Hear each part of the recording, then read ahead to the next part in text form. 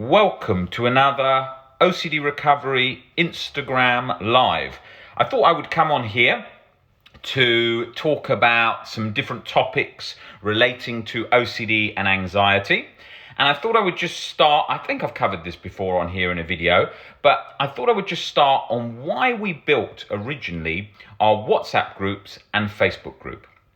When I was stuck in my journey, and I was stuck for many years, the internet was a super sort of depressing place in the past. Well, still is in lots of areas today, but I'm saying in the past it was very depressing in forums because they were full of just negativity and no hope. That's what the forums were like. So when I built our groups, I wanted them to be a place of positivity, somewhere where there was a real sort of an element of people helping one another, empowering one another, lots of recovery stories. Because when people recovered, they used to leave. Because in forums in the past, what used to happen is people get better, they think, shit, I want to get away from this OCD now, I want to move on with my life, I've wasted enough time with this is what we all think. So it took a lot of work to encourage people to stay and tell their stories about the journey they've come through, for hope for the people that are getting started. So that's one of the reasons why we built our groups, so that people could see stories of hope, because it had been an environment where it was so negative in the past. So then, the other thing that we built the groups for was so that any questions people have about their journey, of course they need to sit with uncertainty and get comfortable with uncertainty, but the Facebook groups and the WhatsApp group were designed so that if people had questions along the way on their journey, they could ask them. What I hated about a lot of my journey with a lot of the therapy format that I'd been in and a lot of the coaching format I'd been in on my own journey was that I didn't have anywhere to talk about what I was going through. So with the help I was having.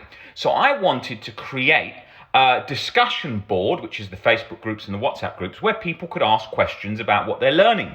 And they could ask different things about the journey and about what they're learning and why that works for OCD, why this thing doesn't work for OCD, and really getting into that in detail. And the point about that is because that then makes sure that you have a resource that you don't feel lost. Because what happens is so many people go to therapists or go to coaches and they don't have anywhere to talk about what they're learning. So for us, we thought we would have that so people could discuss everything they were learning and could discuss about their experience and so on. And I think that's a great way to ensure that people are held accountable in all the different things, so people that are learning things can say, hey, why am I learning that? Because otherwise, if someone's told something and then they leave wherever they are and go off on their own, they may think, hey, I've learned something wrong or something that doesn't work or whatever, and they don't have a place to talk about it. So that's why we built that. And unlike a lot of the places in the past, all our groups are open. So the WhatsApp groups and the Facebook groups, people can come in and go as they want. Sometimes people get better and they think, I want to break from the group, and off they go. And sometimes people join the Facebook group, think, I want to learn some stuff, and then they go and do something else, and then they come back and so on. So that's the reason that we built those, so that it would have that kind of like a discussion board where you could ask anything about it. And on those boards, you can come in, whether you've got anxiety, you think you've got OCD, whatever, and you can come in there and ask anything about the process of recovery. And in the past, what used to happen is you used to get groups that were all closed. So people who ran the groups could just talk sort of on one subject and nobody could question it. So we didn't want that. What we wanted was where anyone could question anything. So in the groups, you can ask about what therapy or coaching you're having, what you're learning, so that you can ask others about what they think about it.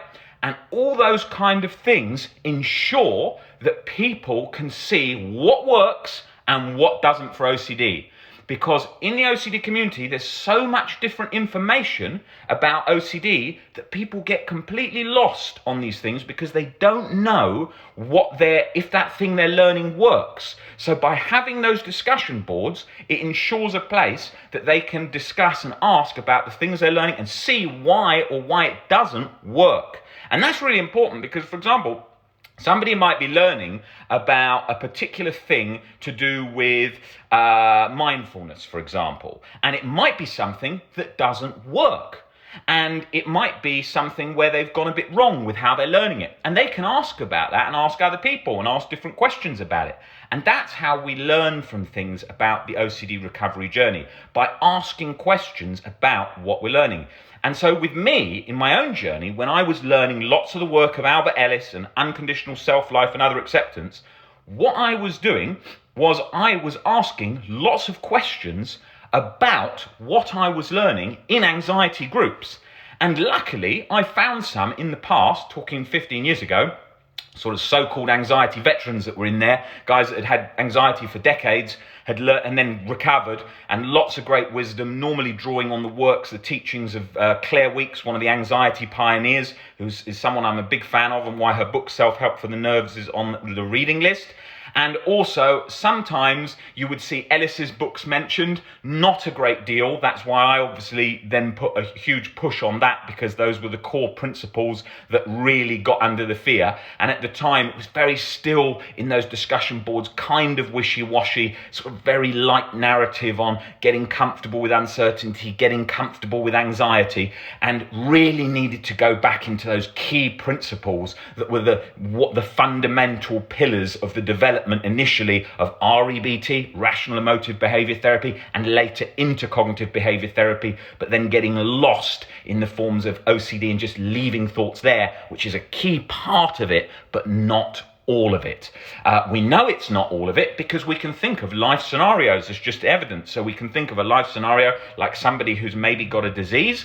If they tried to use an approach of just mindfulness and leaving thoughts there, anxiety would pump away because it would think that there was an outcome coming up that's too scary, too dangerous. So they need to learn to stop catastrophizing to bring that fear down. So that's one area where for example, we could look at those tools and how they work in those situations where thoughts of thoughts is too light.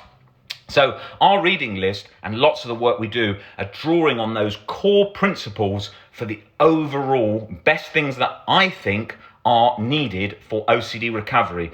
And then having used them and worked with them over the last 10 to 12 years on around 20,000 people, we've seen that when adapted, those reading lists to accommodate the best setup we can for OCD.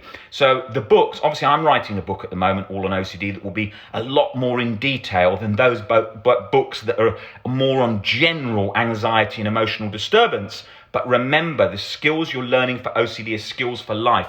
They're rational tools for life, not just for OCD. So the first book you've got, How to Stubbornly Refuse to Make Yourself Miserable, by the founder of REBT, Albert Ellis, and later developed into CBT. You've got The Myth of Self-Esteem. Specifically, chapter 4 of that book, Psychotherapy and the Value of a Human, is a key chapter of that book I read 3 or 4 times. You've got Claire Weekes' Self-Help for Your Nerves, real sort of pillar of the anxiety community book by one of the main anxiety pioneers. You've got Paul David's At Last a Life. He's got 2 books. They're both great for getting comfortable with anxiety symptoms and understanding a bit more about the anxiety process, the fear cycle.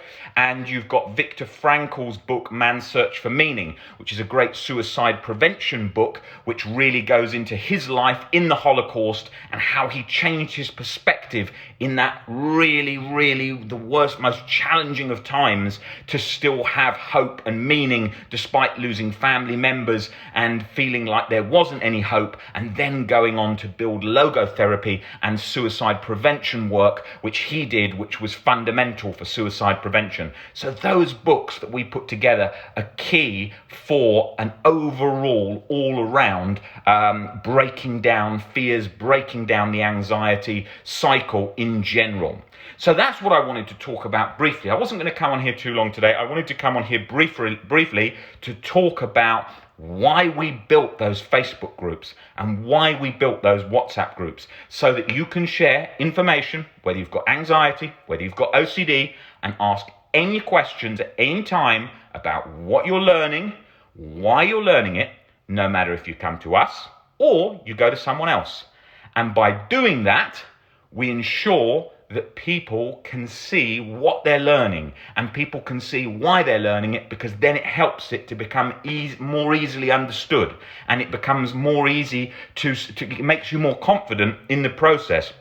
Because otherwise, when you're not confident in the process, you can feel lost, or you can be taking loads of different avenues at once, where you're not getting to going along the recovery journey, because you're sort of chopping and changing left, right, and center. So by doing that, we can see a good process and a sort of a plan of action that we're working on. Guys, I will be back on another Instagram Live to cover a lot more on these different topics and that topic too. And I will see you probably tomorrow. Take it easy, guys.